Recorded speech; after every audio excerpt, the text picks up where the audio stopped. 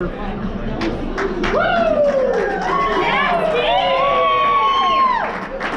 didn't even do anything yet. That's my last joke, thank you.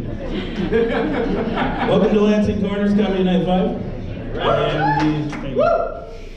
I am co-owner of Lansing Corners and your host of this evening. My name is Steve Patterson. You can clap for that one. I named that in my notes. Pause for applause.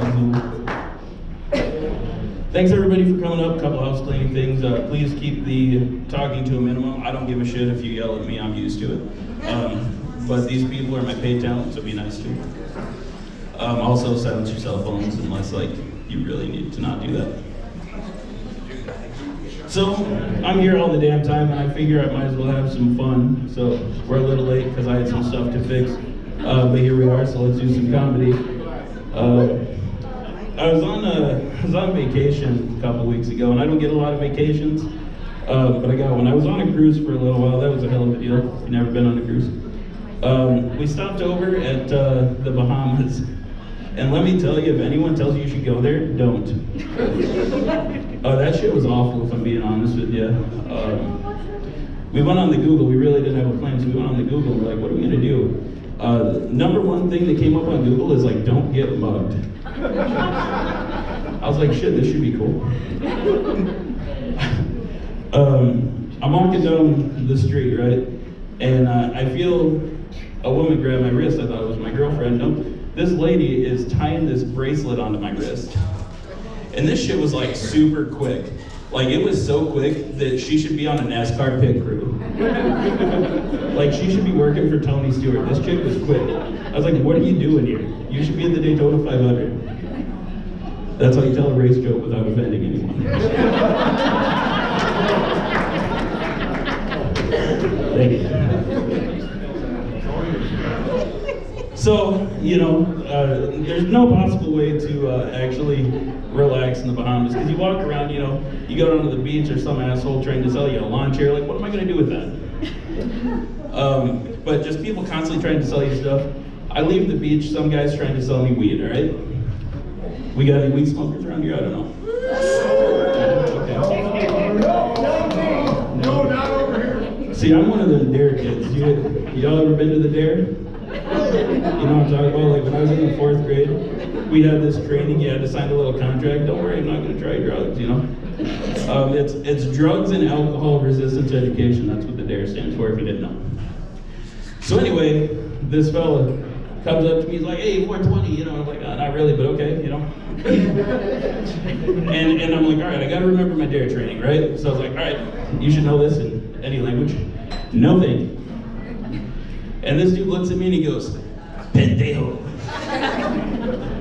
And I'm not real good with different languages, but the D- I got in the 8th grade in my Spanish class tells me that he called me a respectable fellow. And I was like, thank you for understanding, it's pretty cool. I don't know, I like jokes too. I've been in a relationship for 6 months. That's been kind of, you can clap for that, I guess. I'm not real good at it, but I try.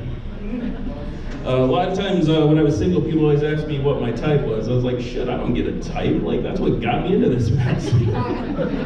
It sucks being single when you're 30. It's tough dating when you're 30. That's why I date somebody in their mid-20s. Yeah. Little loophole there. But a buddy of mine, he told me, he said, you're single because you don't eat ass. And if you never met someone that eats ass, they're super proud of it, because it's not a casual hobby for them, they tell you they eat ass with their eyebrows. They're like, what's up? I eat ass, yeah. It's I don't know if this is an offer or a threat, but no thank you. These kids, there's the one. There's the one. Take a drink of that. Hey, come on. There we go. So, I was like, I just can't bring myself to do it. And he's like, oh, but have you ever had your ass ate? And I was like, I don't have the self-confidence for that. like you can't be using that great value toilet paper shit. Like, you better have some cartoon bears dancing because your toilet paper is so fucking good if you're anticipating somebody doing that to you. Like, there's no way for me. And the other thing is like I can't leave myself in that vulnerable position. I'm like, what do you do? Just bend over the bed? He's like, nah, man, I got it all figured out. I'm like, great, we got a fucking expert. He's like, you just hold your ankles and lay on your back.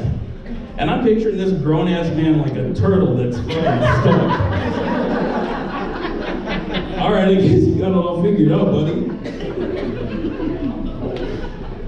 So, you know, we kind of got into a conversation, like, there's really no manly way to do this, right? But I was like, if there was a manly way to get your ass eaten, Lord forgive me for even entertaining this shit. The only way to do it is you gotta stand in a double biflex, and you have to scream like a Braveheart war cry, face paint optional. Just get ready for it, like, ah! Only way to do it. I don't know, I think I might be out of jokes. Fuck it, there's some other funny people here.